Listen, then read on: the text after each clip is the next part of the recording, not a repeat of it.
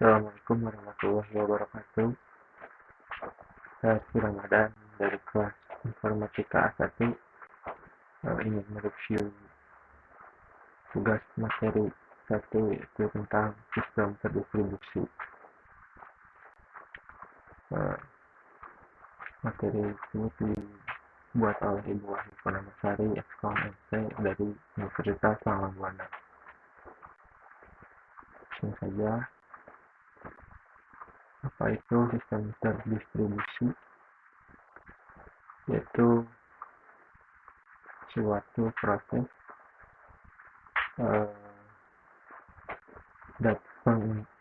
suatu pengiriman data dari PC, contoh dari perangkat keras itu PC dengan printer. Nah, itu ada suatu kejadian di mana ada pertukaran data yang akan menghasilkan sebuah output.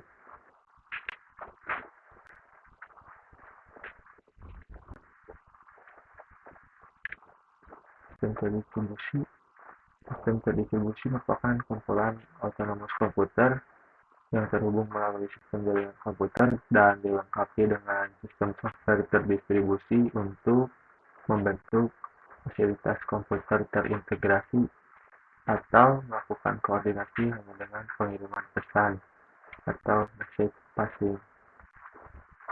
Contoh ada internet, intranet, dan mobile computing. Nah, ini saya ditulis di buku gitu. Untuk menjelaskan dari internet tersebut,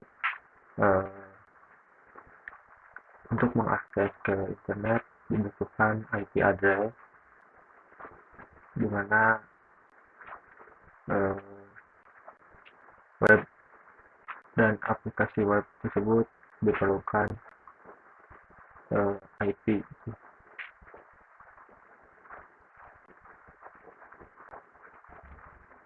Pentingnya komputasi terdistribusi. Sistem komputer terdistribusi merupakan hal penting untuk fungsi organisasi, di mana ada bank untuk layanan masyarakat, transportasi, komunikasi. Nah, tiga hal tersebut saling berkesinambungan dengan adanya jaringan internet, dan mobile computing. Nah, jadi dari hal ketiga tersebut itu saling berkesinambungan gitu, saling membutuhkan untuk pertukaran data.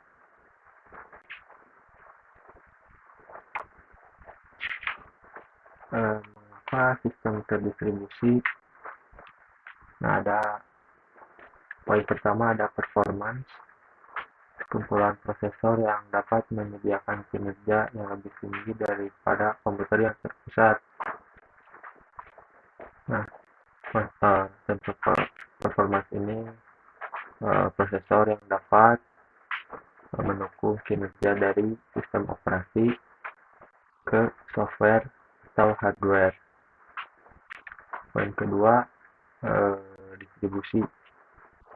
Banyak aplikasi yang terlibat sehingga lebih baik jika dipisahkan dalam mesin yang berbeda. Contoh, aplikasi perbankan atau aplikasi komersial.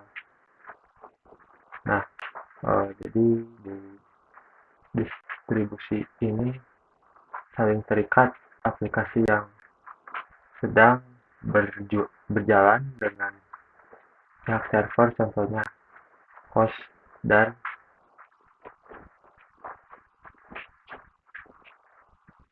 dan terminal untuk jalur tujuan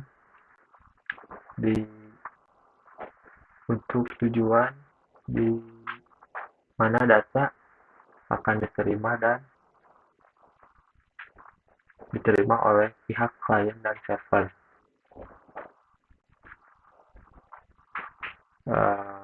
Jadi contoh misalkan salah satu ruangan lab komputer itu memiliki klien dan server, di mana server memberi hak kepada klien untuk mengakses eh, PC-PC tersebut gitu. Dan host itu untuk memberi jalur ke kemana kita akan mengakses sebuah situs, contohnya data gathering atau data processing, di mana kita dapat saling bertukar data gitu. Baik lagi ini ada persetujuan dari antara klien dengan server. Eh, Poin ketiga, ada reliability. Jika terjadi kerusakan pada salah satu mesin, tidak akan mempengaruhi kinerja sistem secara keseluruhan. Nah, contoh kasus audio tidak dapat eh, terbaca oleh sistem, namun komponen pendukung yang lainnya tidak akan terpengaruhi gitu, seperti eh, video misalkan ada kita punya speaker, namun speaker tersebut tidak nyala, tetapi video yang ditampilkan itu akan tetap berjalan gitu. Cuman tidak ada suaranya. Nah, contoh kasus seperti itu. Poin keempat, incremental growth. Uh, Incremental growth itu misalkan saya menambahkan SSD kepada laptop saya gitu. Nah, ketika saya menambahkan SSD, itu akan meningkatkan kinerja dan memperluas space memori di laptop saya. Nah, itu contoh incremental growth. Poin ke-5, ada sharing data atau resource. Resource adalah segala hal yang dapat digunakan bersama dalam jaringan komputer. Nah, contoh saya mengirim data lewat alamat yang dituju. Contoh sharing printer melalui Wi-Fi. Jadi, ketika Wi-Fi printer tersebut nyala, maka di laptop saya akan mendeteksi alamat dari Wi-Fi printer tersebut. Jika sudah saling terhubung, maka laptop saya dengan printer saya akan saling koneksi gitu, akan dapat melakukan sebuah eksekusi. Misalkan saya mau print data misalkan, nah nanti saya tidak perlu colok kabel gitu, karena kan ini tuh dari Wi-Fi kabel, saya cuma perlu alamatnya saja untuk dapat print, begitu contoh kasusnya. Nah, poin ke-6, ada komunikasi. Jadi sistem terdistribusi ini menyediakan fasilitas komunikasi antar manusia. Contohnya sosial media, kita dapat saling bertukar informasi antara sama manusia gitu.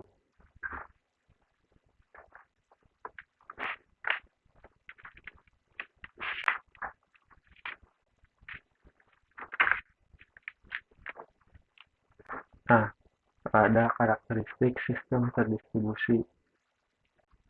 Sistem terdistribusi adalah sistem konkuren atau serentak melakukan suatu hal secara bersamaan. Contoh, beberapa pemakai browser mengakses suatu halaman web secara bersamaan atau deadlock. Nah, contoh dari deadlocknya sendiri itu seperti kita membuka browser, tekan 3. Nah, eh, ketika saya membuka tab sebanyak 3 kali dan ini adalah misalkan tab utamanya. Nah, jadi yang lainnya itu akan menunggu untuk dijalankan oleh si pengguna, oleh saya gitu. Jadi harus eh, dipilih salah satunya untuk dijalankan. Kayak begitu. Contoh dari deadlock.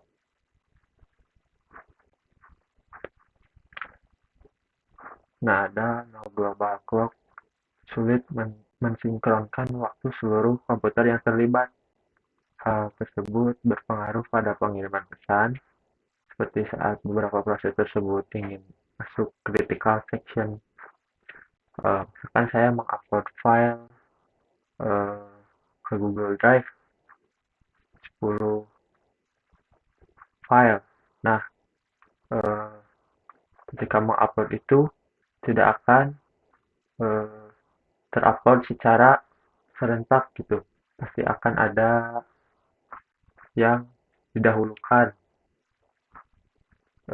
Itu dilihat dari ukuran file tersebut gitu. Sampai file terakhir terupload. Mungkin itu contoh dari global clock yang saya pahami.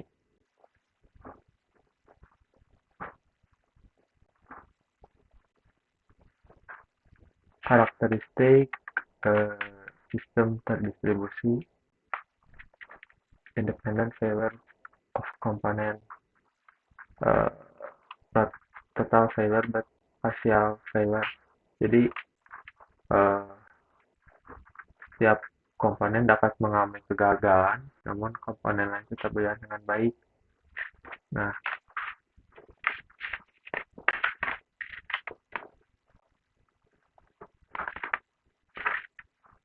oke. Contohnya RAM RAM 1 tidak terbaca, namun di sisi lain ada RAM yang bisa dibaca. Mungkin seperti itu. Permasalahan dalam sistem terdistribusi yang ke satu ada keheterogenan komponen atau heterogeneity. Yang kedua ada keterbukaan atau openness. Yang ketiga keamanan, security. 4 perluasan, scalability atau scalabilitas. 5 penanganan kegagalan, failure handling. Yang keenam ada concurrency of components. Yang ketujuh transparansi. Nah, untuk keheterogenan ini satu sistem terdistribusi dapat dibangun dari berbagai sistem operasi, hardware, dan perangkat lunak yang berbeda. Contoh seperti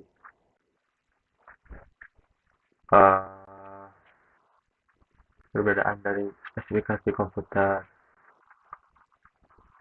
yang digunakan untuk kapasitas, kecepatan. IP dapat digunakan untuk mengatasi perbedaan jaringan. Nah, untuk IP tersebut sudah diberikan pada NIC atau network uh,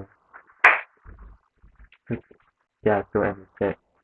Jadi sudah diberi alamatnya tersendiri gitu.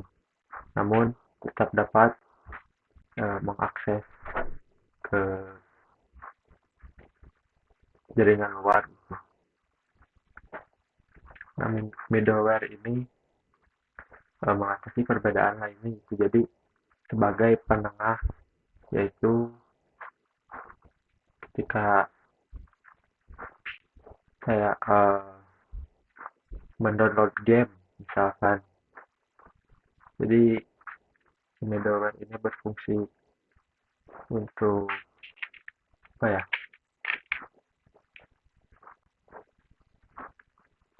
middleware seperti uh, mendukung untuk ya dari apa, kapasitas dari operasi sistem tersebut gitu. Jadi memfilter itu yang pemahaman saya, mohon maaf dia salah, mohon dikoreksi. Keterbukaan mendukung extensibility. Nah ini tuh uh, jadi di sistem terdistribusi ini mendukung bahasa pemrograman, misalkan mendukung komponen-komponen yang dibuat oleh programmer atau vendor yang berbeda. Jadi dapat membaca suatu bahasa dan kita dapat bisa merubah bahasa tersebut gitu. Bukan mengubah atau gimana ya. Dapat mengupdate atau kita dapat mengcustom atau gimana gitu. Misalkan eh, contoh kasus GUI gitu, graphical user interface-nya gitu. Begitu. Yang ketiga ada keamanan gitu. Jadi uh, share resource dan transmisi informasi rahasia perlu dilengkapi dengan enkripsi. Jadi data yang tersebar itu uh, perlu uh, dilengkapi dengan enkripsi, di mana seperti hash hash contoh gitu. Autentikasi untuk mencegah serangan denial of service gitu, dicegah, di mana ada privasi pada pengguna itu seperti hashing, uh, autentikasi untuk mengkonfirmasi identitas pengguna, apakah pengguna tersebut uh, pengguna yang benar atau real person gitu. Jadi tidak ada contohnya pencurian data pribadi atau penggunaan yang disalahgunakan gitu. Availability atau ketersediaan pengguna. Jadi misalkan pengguna tersebut sudah ada, maka ketersediaan tersebut dapat terlihat itu bahwa ketika saya membuat Gmail dengan nama yang sama, itu tidak akan bisa. Nah, contoh ketersediaan atau availability. Nah, secara skalabilitas, eh, penambahan pemakai membutuhkan penambahan resource yang konstan. Eh, itu poin pertama. Poin keduanya, cegah bottleneck. Jika perlu, gunakan aplikasi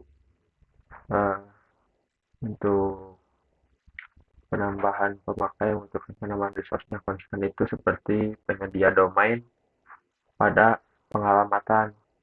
Contoh, mengakses Google. Jadi kita diberi domain tersendiri untuk mengakses situs tersebut gitu. Nah, mencegah bottleneck eh, atau perangkat perangkat keras yang tidak sesuai dengan eh, spek atau kemampuan akan mengganggu performance dari CPU dan sebagainya. Misalkan akan terjadi lag atau crash gitu. Nah, aplikasi tersebut eh,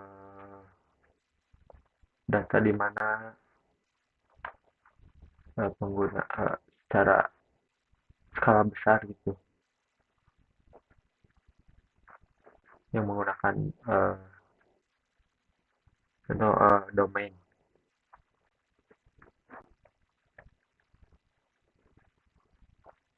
Kelima ada penanganan kegagalan. Setiap proses komputer atau jaringan dapat mengalami kegagalan secara independen. Komponen lain harus tetap berjalan dengan baik, di mana ada poin pendeteksian, toleransi, dan redundansi. Nah, untuk pendeteksian ini saya mengambil studi kasus tentang keyboard yang tidak nyala itu. Maka dari program tersebut akan memberi suatu informasi bahwa keyboard tidak dapat digunakan itu. Namun di sisi lain kan misalkan saya menggunakan mouse. Nah, ada eh, aplikasi yang menyediakan contohnya seperti on-screen keyboard gitu. Ketika saya tidak dapat menggunakan keyboard saya secara fisik, namun eh, pihak software menyediakan untuk memberi akses atau layanan dalam keadaan darurat gitu. Itu contoh saya menggunakan on-screen keyboard namun bertoleransi dan juga eh, redundansi atau pemborosan gitu. Jadi saya tidak perlu eh, mengambil keyboard, misalkan saya nggak punya keyboard, hanya itu satu-satunya. Nah, itu contoh redundansi. Hanya dengan aplikasi eh, keyboard tersebut bisa nyala gitu, bisa teroperasikan. Konkurensi ya, yang keenam ada konkurensi. Ada penjadwalan yang konsisten dengan terhadap concurrent read. Nah, eh, contohnya itu seperti eh, mesin.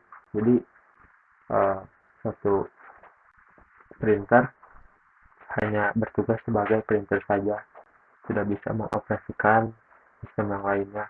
Jadi dia hanya membaca ketika ada suruhan print dengan sesuai yang diinginkan oleh user.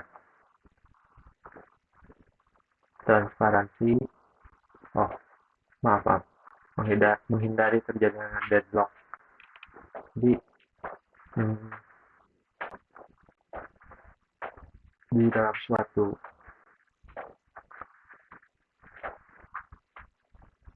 apa ya, jadi pada porsinya saja, tidak tidak berlebih begitu. Nah, untuk poin ketujuh itu ada transparansi. Transparan bagi pemakai, keberadaan beberapa komponen tampak sebagai satu sistem saja. Jadi dalam suatu PC itu kan ada beberapa komponen-komponen di mana hanya dapat terlihat sebagian ada yang terlihat eh, cara kerjanya, namun ada bagian sistem yang tidak dapat kita lihat eh, secara fisik. Itu mungkin mekanisme sistem yang bekerja secara kasat mata, seperti pertukaran data itu eh, tidak dapat dilihat secara fisik gitu. Cuman ada record gitu, tahu bahwa mekanismenya itu seperti itu.